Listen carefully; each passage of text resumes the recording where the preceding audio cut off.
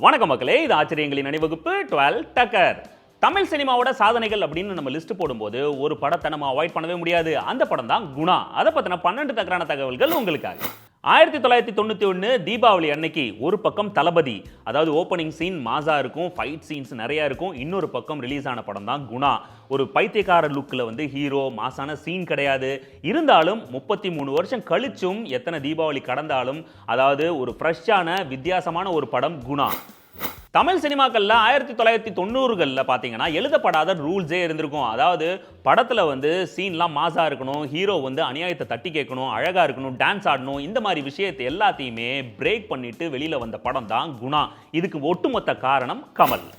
குணா படத்தோட one line ready ஆனதுக்கு அப்புறம் இந்த படத்தை ஒரு மலையாள இயக்குனரை வச்சு தான் இயக்கணும் அப்படின்னு கமல் முடிவு பண்ணிட்டாரு. இதுக்கு முந்தைய படமான மைக்கேல் மதன காமராஜன் கமர்ஷியலா சூப்பர் டூப்பர் ஹிட் அடிச்சது எல்லாருக்குமே தெரிஞ்ச விஷயம். இருந்தாலும் கமல் இந்த கதையை எழுதும் போது ஒரு விஷயத்துல கான்பிடென்ட்டா இருந்தாரு.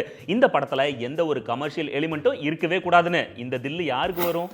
கமலோட குணால பாத்தீங்கன்னா ஒரு புத்தி சுவாதீனம் இல்லாதவர் தான் கதையோட ஹீரோ. அது மட்டும் இல்லாம ஹில் ஸ்டேஷன்ல இந்த கதை நடக்குது. இதுக்காக இந்த படத்தோட பேர் மதிக்கெட்டான் சாலை அப்படின்னு ஃபர்ஸ்ட் வச்சிருந்திருக்காங்க. அதுக்கப்புறம் தான் குணா அப்படின்னு ஃபைனலா பேரை மாத்திருக்காங்க. குணா கெத்தான பேரு. சிபிமலை இயக்குவதா இருந்த குணா படத்தை கடைசி நேரத்தில் சந்தான பாரதி அவர்கள் இயக்க வேண்டியதா இருந்தது. என்னதான் சந்தான பாரதி டைரக்டரா இருந்தாலுமே குணா படத்தில் பார்த்தீங்கன்னா ஈச் அண்ட் எவ்ரி ஃப்ரேமும் கமலஹாசன் வச்சதா தான் இருக்கும். குணா படத்தோட ஹீரோயின் ரோஷினி, இவர் தான் அபிராமி ரோல பண்ணியிருப்பாரு. இந்த கேரக்டருக்காக அந்த ரோஷினியை எப்படி கமல் சூஸ் பண்ணாரு அப்படிங்கிறது ஒரு பெரிய ஸ்டோரி.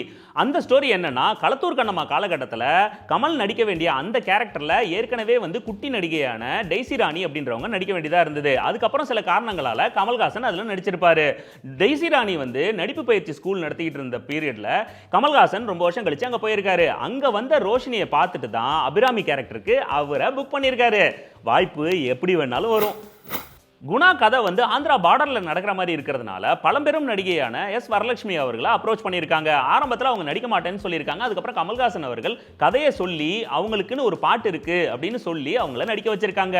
உன்னை நான் அறிவேன் அந்த சாங் இருக்கு இல்லையா, அதுதான் அவங்க பாடினது. அந்த படம் தான் வரலட்சுமி அவர்களுக்கு கடைசி படம். கொடைக்கானல்ல எத்தனையோ படங்களை ஷூட் பண்ணியிருக்காங்க, நம்மளும் படங்கள்ல பார்த்துருப்போம். ஆனா இந்த குணாவோட அந்த ஷூட்டிங் ஸ்பாட்லாம் பார்த்தீங்கன்னா ரொம்ப ரிஸ்கியாவே இருக்கும். குறிப்பா கண்மணி அன்போடு காதலன் அந்த பாடல் எடுத்ததெல்லாம் ரொம்ப ரிஸ்காவே எடுத்திருப்பாங்க. அந்த ஸ்பாட்டுக்கு நேரா போனவங்களுக்கு அது தெரியும். குணா படத்தோட ஷூட்டிங் ஸ்பாட்டான அந்த ஹில்ஸ் எல்லாமே பார்த்தீங்கன்னா ரொம்பவே டேஞ்சரான பகுதி. அந்த ஷூட்டிங் அப்பவே கயிறு கட்டி வலை எல்லாம் கட்டி அப்படிதான் ஷூட் பண்ணியிருக்காங்க. அங்க ரொம்பவே டேஞ்சரான இடத்துல அழகா படம் பிடிச்சதுனால அங்க ஒரு குகைக்கு குணா குகைன்னு பேரே உண்டு. இப்போ அது டேஞ்சரான ஸ்பாட்டுங்கிறதுனால அந்த குகையை லாக் பண்ணி வச்சிருக்காங்க. ஒரு மிகச்சிறந்த படைப்பு உருவாகணும்னா நிறைய விஷயங்கள், நல்ல விஷயங்கள் ஒன்னா சேரணும். அப்படி குணால சேர்ந்த விஷயங்கள் தான் அதோட டயலாக்ஸ், இல்ல பிஜிஎம், அப்புறம் இளையராஜா சாரோட சாங்ஸ், இது எல்லாமே. குறிப்பா கண்மணி அன்போடு காதலன் அந்த சாங் இப்ப இருக்கிற ஜெனரேஷன் லவ் பண்ணா கூட அதுதான் லவ் ஆந்தம். குணா படத்தோட மிகப்பெரிய பிளஸ் அப்படின்னு பாத்தீங்கன்னா கமல் சாரோட கெட்டப் தான். அதுக்காக எத்தனையோ ஹேர் ஸ்டைலிஸ்ட் வச்சு நிறைய கெட்டப்லாம் போட்டு பார்த்திருக்காங்க, எதுவுமே செட் ஆகல. கடைசியா பாத்தீங்கன்னா கமல்ஹாசன் அவர்களே தனக்கு தானே ஹேர் கட் பண்ணி அந்த கெட்டப்பை கொண்டு வந்திருக்காரு. பக்காவா அமைஞ்சிருக்கு. குணா படம் நமக்குள்ள நிறைய பாதிப்புகளை ஏற்படுத்துச்சு. குறிப்பா கேரளால திவ்யா கோபிகுமார் அப்படின்ற பொண்ணு குணா படத்தை பார்த்ததுக்கு அப்புறம் தன்னோட பேரை அபிராமி அப்படின்னு மாத்தி வச்சுக்கிட்டாங்க. அவங்க தான் விருமாண்டியில கமலுக்கு பேரு. ஓகே மக்களே, மீண்டும் சந்திப்போம். இது ஆச்சரியங்களின் அணிவகுப்பு 12 டக்கர் வித் மீ உங்கள் ஜேடி.